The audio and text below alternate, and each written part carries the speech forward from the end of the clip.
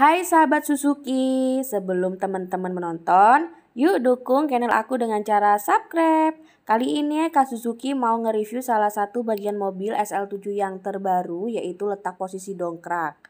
Pertama, teman-teman buka pintu bagasi belakang. Lalu kedua, teman-teman lihat ke kanan. Nah, ini tuasnya teman-teman buka seperti ini. Nah, itu kelihatan toolkitnya lengkap.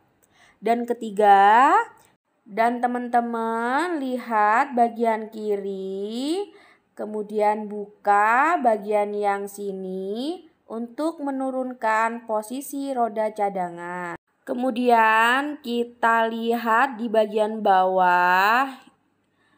Nah, itu adalah roda yang akan turun. Dan seperti ini detailnya. Jika sudah selesai, teman-teman kembalikan ke posisi semula supaya nanti bisa digunakan kembali.